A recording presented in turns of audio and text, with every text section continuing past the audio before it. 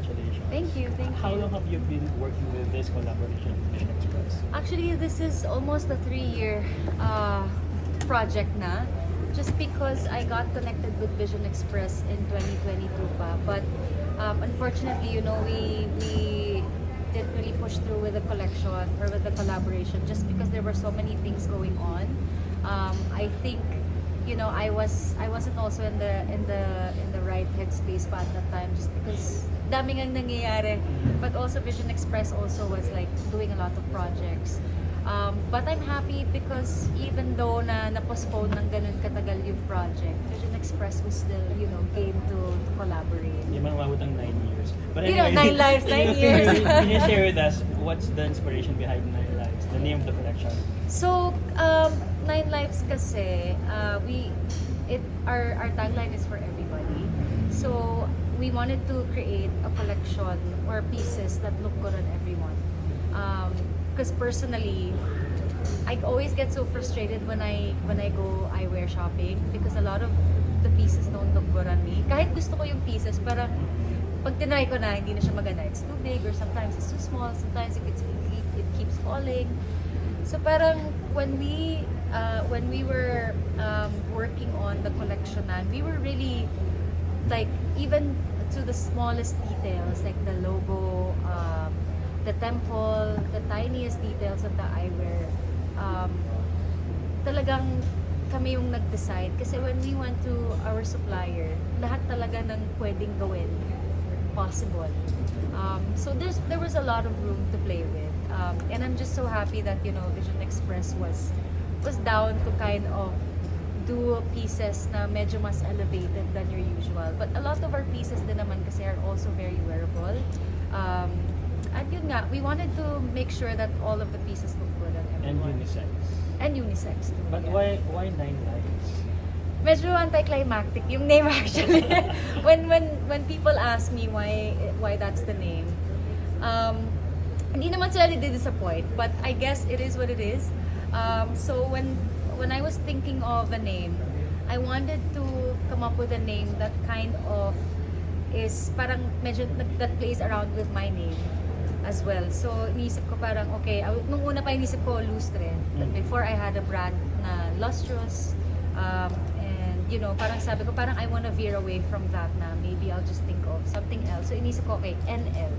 Let's think of something na pwedeng NL and 2 words together that sounds good, something that sticks, and something that's like when people hear it, parang okay, yeah, that sounds really good. So for some reason, we just came up with 9Lives, just because 9 is also my lucky number.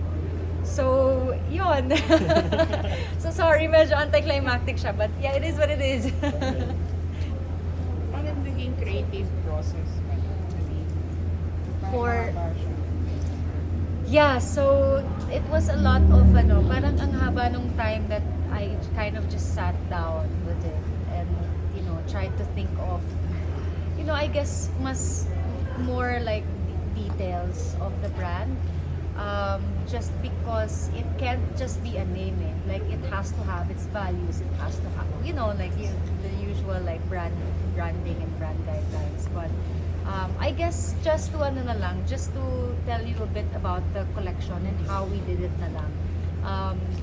Finally, netong January 2024, si Nilam of Vision Express, parang she messaged me and she said, "Babe, let's book this trip. Pag hindi pa ito natuloy, parang I don't think it's gonna work. I mean, obviously we've tried na for so many times and for some reason it doesn't happen. So pag hindi talaga nag-work, sometimes you take it as a sign or even as an omen na baka it's really not a good idea, So nung January, finally natuloy na. We got to fly out and we saw the supplier and we were able to pick everything. Honestly, nahirapan ako. Just because when you see all of the customizations that you can, and when you realize how much you can play around with, nakakalula siya. Like from the temples to like the frames, the lenses, ang daming finishes na pwede. So I could go as adventurous as I wanted with the pieces. So yun, medyo nahirapan kami, but then in the end, we wanted to we made sure that a lot of the pieces are still wearable. And for this one, parang we wanted it to be parang ito muna yung introduction kasi. So we didn't want to make it as adventurous as we want to, but definitely for the next one, we wanted to know lang din muna kung ano yung gauge namin ng adventurous and ng wearable. So How many designs this time? we have 12. So there's actually 4 designs, but there's 3 colors each. There's 3 variations per design. Nadine, Did you how do also you... have a hand at naming them? Because the one you're wearing is Yes. here. Yes. There's actually no, I guess with the names din naman kasi, I just thought of names that kind of look good or nabagay sa pieces. Okay. So there's really no deeper meaning. I love how everyone's asking me that kasi I feel like people know me as someone who always thinks of like the parang having meanings behind names. Pero they're not like my tattoos. For this one, parang I just thought of, okay, what sounds good or what, what sticks, what is cool, but also looks good with the eyewear. So, yun, yung mga names that we came up with. How do you describe your collection? My collection for this one, it's paano ba? It's a good combination of wearable and stylish, fashionable. Just because very interesting about the eyewear is that with Vision Express kasi, and you know that Vision Express is a one-stop shop for all your eyewear needs, for all of your eye needs. So if you want to personalize your pieces, you can just go to Vision Express, have the lens changed. If you want your piece or favorite frame, for example, from the collection, if you want it to be, more technical, so you can make it either blue safe or with green, or even transition if you want. Or if you want it to be more fashionable, you can just switch it to another color, just add tint. So I guess that's the cool thing about working with Vision Express is that there's so many possibilities. In the future, you're planning to have more bold colors? Definitely, yeah. This is just the first collection. This is just the beginning. So it's also a way for us to know what the people want and what everyone would like to wear. And the thing is, natutunan sa process. yeah, there's a lot. Actually, I didn't know na meron palang Asian fit, and there's is it European? I'm not sure. But apparently pala kasi the reason why a lot of the eyewear na I would try hindi bagay sa akin because I would usually shop abroad. So hindi talaga siya fit sa akin. Usually it's too big. So at least this time, definitely we want to cater to the Filipinos, and that's what I really want the brand to be. When people think of 9Lives, parang gusto ko, oh, that's a Filipino brand. So definitely this is for the Filipinos. So that's why the fit is all like for all of my friends. Parang lahat sila sinasabi nila, oh my God, all of the pieces look good on me. I'm like, that's the point. That's what we want. Pero edgy para sa akin. Yeah, it's still on the edgier side. Even the wearable pieces, if you look at the colors, it's not your usual silver, gold, black. The silver is very different. It's more on the gunmetal side. Meron pa kaming isang variation of this one, which is more parang paano ba, may beige details, and then the silver is also not silver, parang may tint siya ng konti. So the colors are still very unique. Hi Nadine, I have a question. Hello. So since 9Lives, can you describe 9Lives in 9 words? 9Lives in 9 words. Number 1 would be Filipino. Ang hirap naman nun, 9Lives in 9 words. Number 2, creative.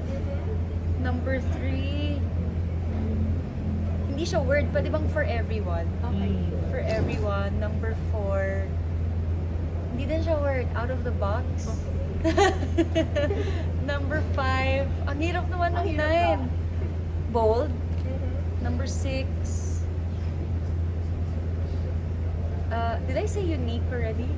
Unique. 7. Di ko ba nasabi fashionable? Okay. Parang same naman kasi yung fashionable and stylish.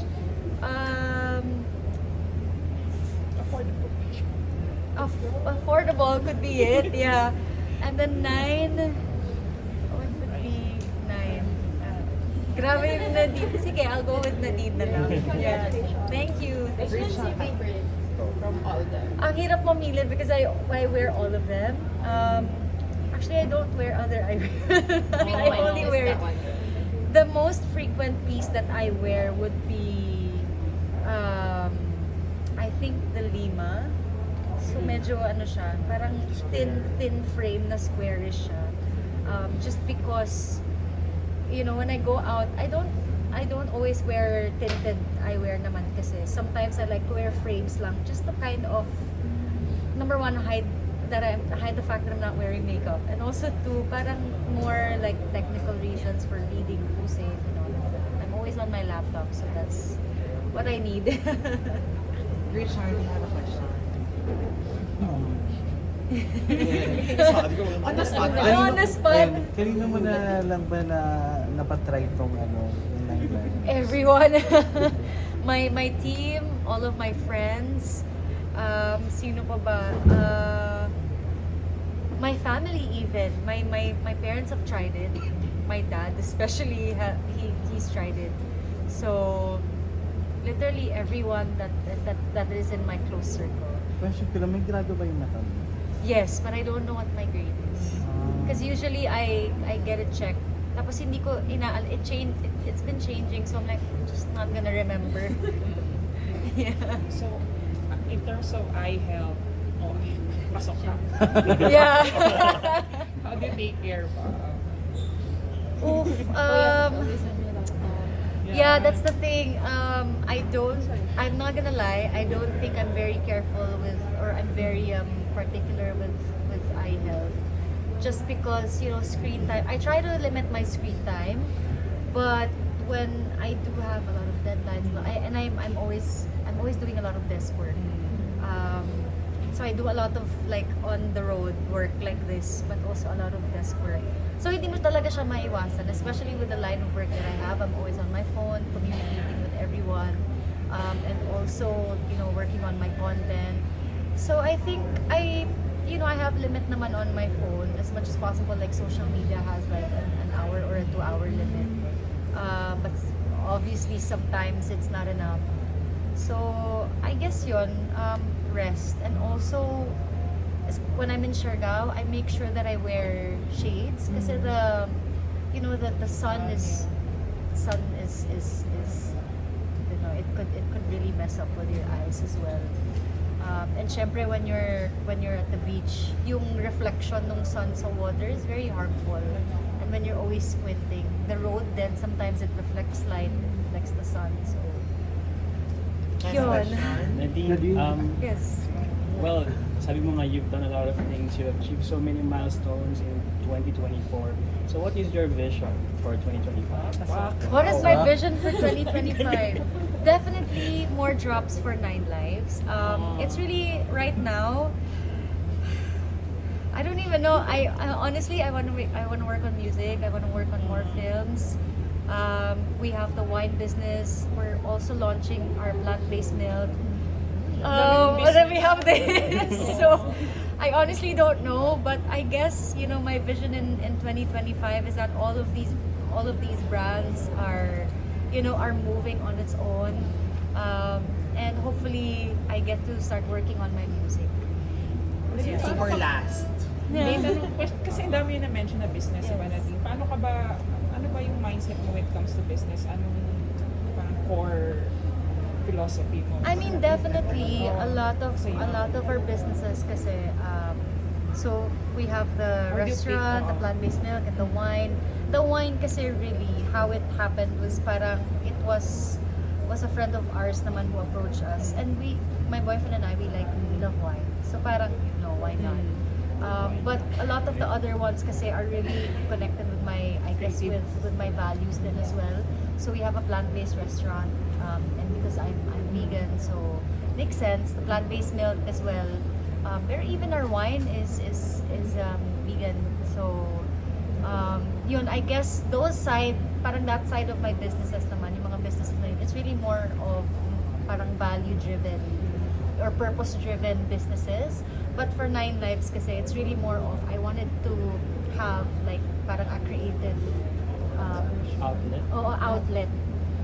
That's also like fashion, or even I could even have products in the future na pang home or something. Basta something like things that I like that I want to put out.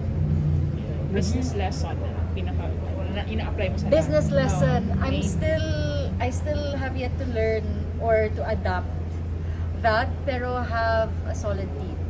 Yun Like yung you really have to be picky with the team that you work with or with the people you work with because they represent your brand. But also, if your team is not fit for with you or for the brand, you have to change. Kasi your brand kasi is a moving train. Like you can't just stop because diba, it always has to keep going. One So, team for all your businesses. No, different. Yeah, teams different. for each Mahirap business. magsama-sama eh. How Thank you hands-on are you? guys. Thank you. How last one. How hands-on? Very hands-on. I guess with this event alone, the conceptualization, like the visuals and everything, the campaign, the designs of the eyewear as well, from the performance. Yeah, it really has to. I really have to dip my hands into it kasi it doesn't feel right with me if I don't help out or if it's not from me. So sobrang talaga ako. I'm very very hands-on with everything that I do. Thank you so much, guys. Thanks, guys. Congrats. Thank you. Take photos now of Nadine. Very